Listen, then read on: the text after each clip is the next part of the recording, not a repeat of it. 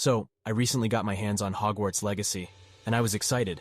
The game has some of the most incredible graphics and visuals I've ever seen.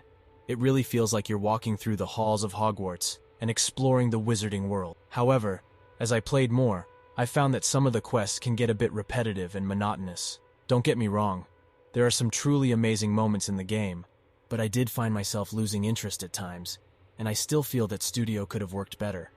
All things considered, I would say that Hogwarts Legacy is definitely a financial success, and the game developers should be proud of the stunning visuals they've created. But for me, the somewhat dull quests prevent it from being an A game. I would still give it a solid B and recommend it to any Harry Potter fan. I absolutely loved Like a Dragon Ishin. The game takes place in the Edo period, which is such a unique and interesting setting. Exploring the streets of Kyo and taking in the sights and sounds of this historical period was an experience you can't forget. The characters were amazing, no doubt, especially the protagonist, and a story that actually do the justice. That being said, there were a few things that could have been improved upon. The bonding system, for example, felt dragged for me personally. However, despite these small drawbacks, I would still give Like a Dragon Ishin an A. The game's strengths far outweigh its weaknesses, and you should definitely play this game for sure. Let me know in comments what you think.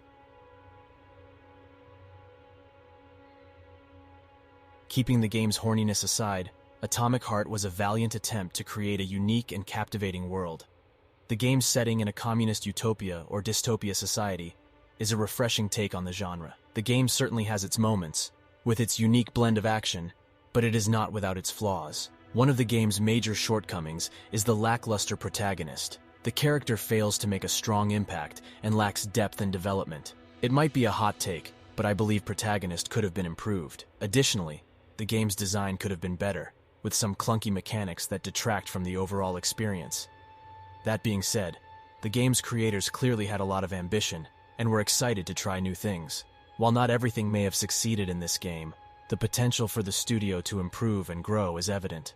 Atomic Heart is a solid C game, and with some improvements and refinements, the studio's future works hold a lot of promise.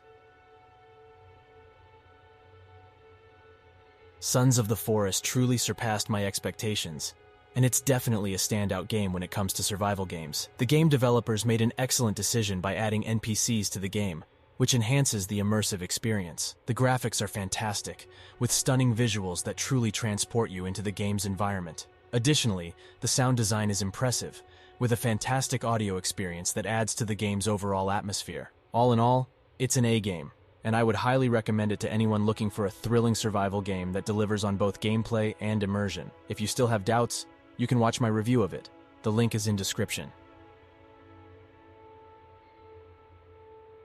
Returnal's recent release on PC is a mixed bag that reflects Housemarque's internal battle with its game identity. On one hand, the game's fast-paced shooter gameplay, which draws on decades of arcade experience, offers players a thrilling and visually stunning experience. The game's graphics are superb, and its frenzied action sequences are well crafted to keep players engaged. However, Returnal's attempt to appeal to a wider audience by incorporating elements of popular genres like the roguelikes falls short. The game's half-hearted attempt to emulate the success of other games in this genre shows a lack of understanding of what makes them work so well. This inability to grasp what makes a roguelike engaging and enjoyable is a major flaw in Returnal. Despite these shortcomings, Returnal is still a solid game that provides an enjoyable experience for those who are fans of frenzied shooter games. However, it falls short of being a truly great game due to its identity crisis and the lack of clarity in its design. It's a B. I don't know why I played this game, but I do regret it. The combat system felt incredibly shallow, and the lackluster graphics and outdated presentation did not help its cause. On top of that, the game's difficulty was poorly balanced, making it more frustrating than enjoyable. It's really a shame that the developers behind the legendary Ninja Gaiden series couldn't deliver a better game than this. All in all, I'd give it an E for its many flaws and disappointing execution. Ladies and gentlemen, it's time to talk about the best game of the month, and let me tell you, it's a doozy. Now some of you may be thinking, but wait, it's not a completely new game, it's just a remaster. But let me tell you, this is no ordinary remaster. We're talking about the Metroid Prime Remastered, and it's definitely a game worth playing. From the moment you boot up the game, you're immediately struck by the upgraded graphics. They're absolutely stunning, and it's clear that the developers poured a lot of love and care into making sure that the game looked as good as possible. And let's not forget about the controls.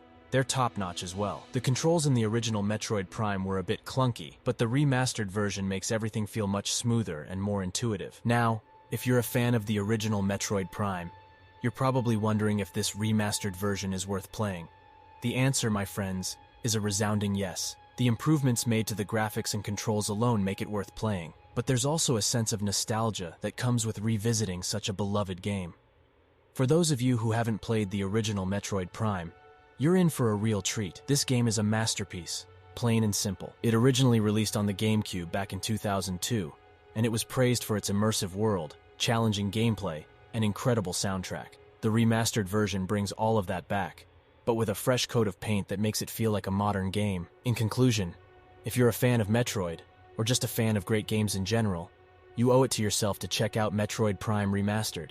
It's an absolute gem, and it's the perfect addition to any Nintendo Switch library. Of course, it's important to remember that these are just my opinions as a casual gamer, and everyone's experiences with these games may differ. Your personal favorite game could be Atomic Heart, and that's totally fine. At the end of the day, the goal of playing video games is personal enjoyment. Thank you for tuning into this, and if you enjoyed this content, don't forget to like and subscribe for more. I'll see you in the next one. Take care.